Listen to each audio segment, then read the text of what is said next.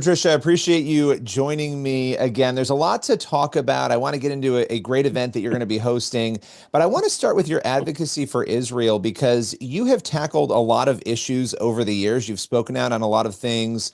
What, if anything, has been different about this particular issue? Oh gosh, it's not something I sought out. Like millions of people all over the world, I was on my computer looking at social media on October 7th, and I started seeing horrendous videos of terrorists butchering Israeli civilians, children, babies, the elderly, families, all families being burned alive, people being beheaded. And I was so shocked. And I assumed that the rest of the world would be outraged. And there was not only silence outside of the Jewish community, but campuses exploded in pro terrorist uh, rallies with printed signs and flags and kafiyas, all at the ready immediately afterwards. And I thought, why is this any different from the Holocaust? Why is this different from Paris when the editors of the Charlie Hebdo newspaper were slaughtered because of cartoons? The whole world rose up in protest. Je suis Charlie Hebdo. So suddenly it was quiet. And Israel, within 48, 72 hours, became the enemy. So I just thought something has to be done here. What's wrong with people? What has changed? And so my partner Elizabeth and I got together and went out to find out what has changed and what can we do about it. And unbeknownst to us and the rest of the world, there's been a lot of propaganda being seeded through universities, through institutions, by people whose salary is paid by Iran, by Hamas, by Hezbollah, by Qatar, to brainwash and propagandize people into thinking that Israel is an occupier of Gaza, even though they left there in 2005, that there's some kind of camp, imprisonment camp that the Gazans live in, even though they crossed back and forth to the Israel border to work every day before the war. The one place they couldn't cross into was Egypt because Egypt wouldn't let anybody in. That's the other border. Nobody has said a word about Egypt putting Gazans in a camp. The reason that Israel had to be so adamant about their security when people were crossing in and out is that for years, terrorists would cross over the border and then murder, shoot, run over, stab Israeli citizens. So I just felt, I don't know, I felt God calling me to do something. And Elizabeth and I had become partners in that. And it really exploded because we didn't realize how little support there was outside the Jewish community for the Jewish community. And once the word got out that there were these two gals, one that had a pretty good platform, speaking up, our mission exploded from the number of requests that we received all over the country and actually in around the world in some places. So we just were answering a call that came to our hearts. Well, and I want to talk about the Deborah Rising conference in a moment, but it is interesting because you look at the data. When you go out and ask college students, I mean, even the Holocaust, there's a horrifying proportion of young people who think it's either a myth or it's overstated. I mean, we're talking almost half of young people in one survey that we've seen on this. And it is, I mean, clearly something we're teaching is wrong, as you were saying. We're teaching it wrong. We're conditioning young people incorrectly. But as you were saying, there's a very real life cost to this, right? Watching people go out to campuses and support Hamas or be sympathetic to Hamas without having the details. Now, what you formed, the October 7th coalition, talk a little bit about this for those who don't know. So the October 7th Coalition is an organization of Christians who are encouraging each other and the country to be visibly and vocally supportive of the Jewish people, of Israel's right to exist, and to fight anti-Semitism. And we've been doing it through connecting Christians and Jewish people in their communities. You know, we know that most Christians love Israel and support Israel and have visited Israel quite a bit, but often they'll come home to their communities and they don't know any Jewish people in their neighborhood. And we understand that, look, Jewish people are, ministering to their congregations, Christians are ministering to their congregations. But as the Bible says, in such a time as this, for such a time as this, we need to be in more communication with each other and solidarity together. We need to recognize, we need to remember that there are people in the world who want to not just destroy Jewish people, but destroy Christians also. And so we put these unity events together, whether they're at a church, it doesn't have to be at a church or a synagogue, it could be at a restaurant, where you bring Jewish and Christian leaders together to talk about what they can do to unite more, to get to know each other. We support various events, rallies. We've been having groups here in Tennessee who've been very faithful to rally for the hostages every Sunday for over a year. Wear your hostage pin. We've encouraged Christians to put a mezuzah up on their doorframe. We started a campaign called My Zuzah, Your Zuzah. It's the little case where the scripture scroll is inside of it, and you'll see it on Jewish homes. And in order to show our solidarity with Jewish people, we encourage Christians to put it on their doorframe. You can go to myzuzah.org and get one for yourself. So we've been going into communities and having Christians and Jews come together in unity, in solidarity, and to fight for our democracy, for our Western values, for Judeo-Christian principles, to secure Israel's right to exist and to protect America's human rights and everything that we've built here. You know, when you look at October 7th, everything that happened, the work that you've done, you've always been a Christian. I mean, years ago, I remember talking to you about your faith. But when you look at your faith now, how has it been impacted by these efforts, by the coalition, by the events that happened on October 7th? Oh, my faith has been deeply enriched because Judaism is our root. And so that's where, Jesus was planted, and he was Jewish. And so to be among the Jewish people, to get their viewpoint, to get their history. And for the first time, a few months ago, I went to Israel for a very quick trip for 4 days. And it was really life-changing because you see that our faith is not a static thing, not something that happened 2,000 years ago, and now we're waiting for Christ's return. It is a living, breathing faith that is like a river that flows. That's what I felt. There's a river that's flowing, and we all get to step into the river at some point in history. And this is an important time for Christians to really step into that river and become a part of the people of God in a very active way. Yeah, well, and you're going back May 17th to 20th for the Deborah Rising Conference. This sounds, fascinating. What made you want to do this? Tell us a little bit about what people can experience there. Well, I think it's been interesting that Elizabeth and I are two women in a space that's normally been led by men. Yeah. And so it's a bit of a different vibe, should we say. And when you look in the Old Testament, Deborah was the only female judge in the Old Testament. And it was her wisdom that helped save Israel from its enemies. And so we feel like we want to bring women together, Jewish and Christian, to exchange our own experiences about our faith, how our faiths combine and cross over, and what we can receive from each other.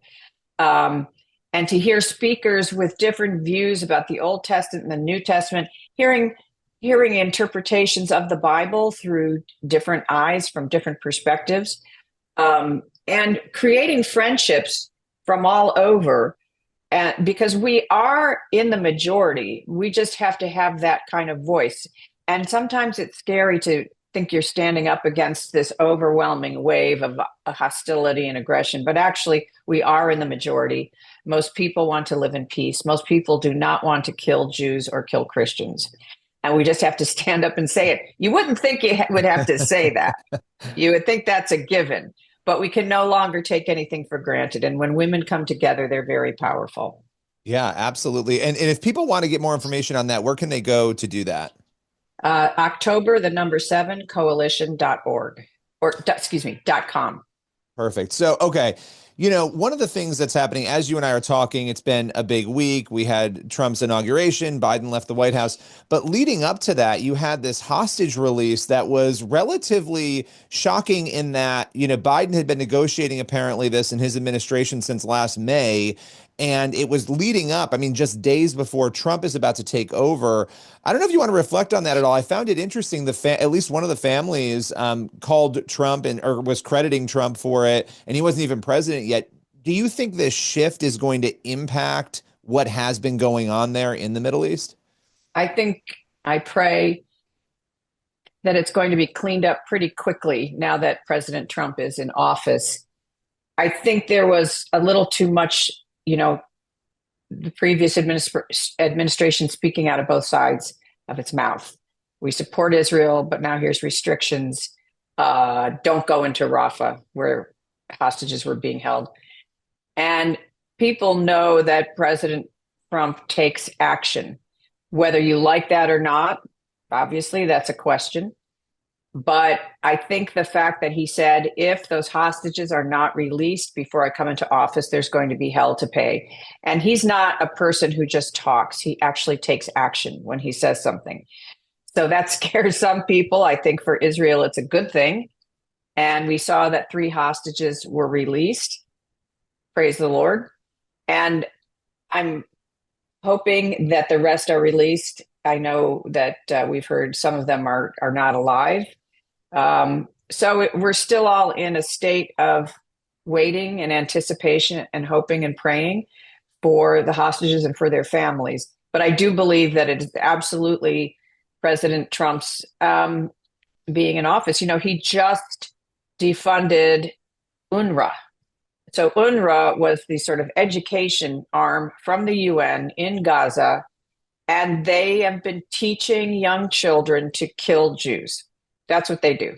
They teach them to kill Jews. There's no way we should have ever been supporting UNRWA. And in fact, the UN is very, very anti-Semitic. So to have someone with this who supports Israel to the extent that President Trump does is going to be a great thing for Israel. They're going to now have a true friend in the United States. Well, and I mean, you saw that even with polling of the Israeli people leading up to the election in America, the majority of them wanted to see Trump win. And so you have to start asking questions. It doesn't matter whether you're left or right or center. Why do they want to see Trump win? Right? Because yes, they believe he's going to do a better job for their country and for them. And I think we have seen that already. We'll see where it goes from here.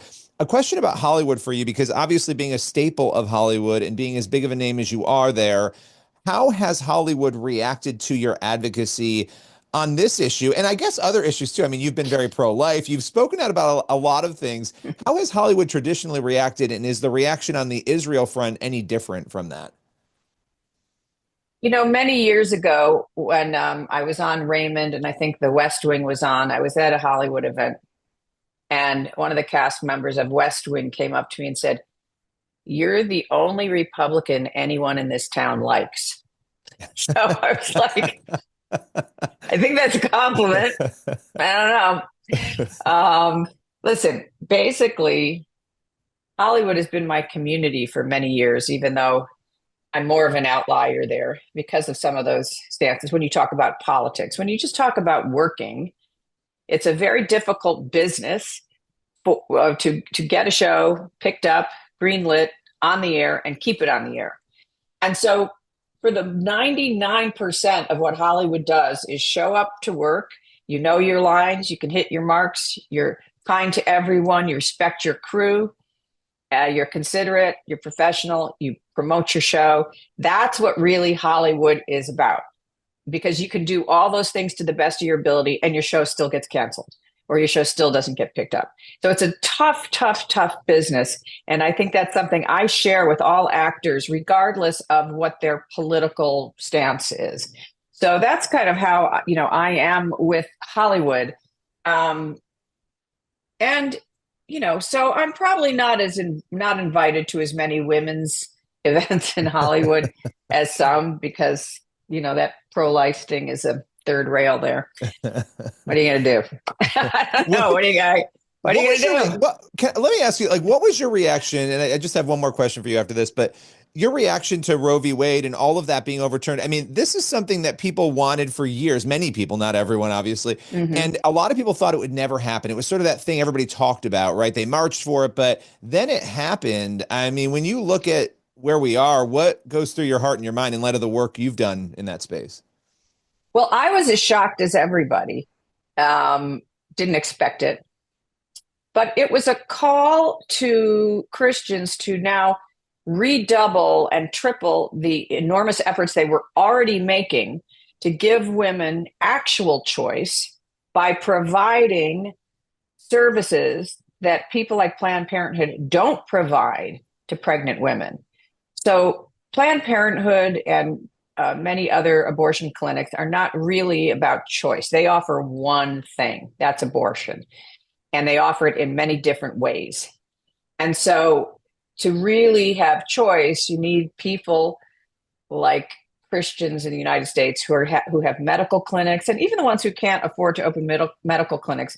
There's emotional support, there's practical support with diapers and caregiving and whatever a person needs. So all that said to me was, we're going to have to do more than we've been doing, and open up the adoption system. That might be a good thing for the administration to look at, especially as our population is declining, to open the adoption system, make it easier for people to qualify for adoption. So that's what it meant to me. As Christians, we're going to have to step up even more to support women and their children. Yeah, absolutely. Absolutely. And I think that's true. And we're seeing that need out there incredibly across the country right now. Final question for you. You have had numerous successful shows and films, and I mean, you've had this amazing career, and you've done all the work that you're doing now. You're continuing to do this. What do you want your legacy to be at the end of the day? Well, my husband, David Hunt, and I have a production company called Four Boys Entertainment, FOURBOYS, because we have four sons. And we've thought about a legacy, as small as it might be, as a small contribution to the culture. But nevertheless, God tells us to, don't put our light under a bushel, put it up on a hill. So we have a little hill here that we've tried to put some things on. The movie Amazing Grace about the abolitionist William Wilberforce. I was fortunate to be in two really wonderful family comedies that were incredible writing, acting, producing. And we hope through our projects that we leave the planet a little bit better than we left it. We have a wonderful movie currently on Amazon Prime called Unexpected with Anna Camp and Joe Mazzello. It's about a couple who can't get pregnant, and the mom wants to adopt and the husband does not. And so it's their kind of quirky comedic journey through that issue in their marriage, called Unexpected at Amazon Prime. And those are the kind of things that we want to bring to people, where we don't sugarcoat anything, but there's always a sense of hope and optimism and joy. And so it's a legacy for our sons, so that when people say, what did your mom and dad do? They can point to these projects that we hope were for the spiritual and emotional betterment of mankind. That sounds kind of big. No, but it is big. But I mean, it is big. I think it's a great legacy to have too, and you've done it so beautifully. Again, your conference, I just want to mention this one more time, Deborah Rising Conference. It's May 17th through the 20th, and people can check that out on the October 7th Coalition website. Appreciate your time today. Thank you. Thanks for having me. Nice to see you.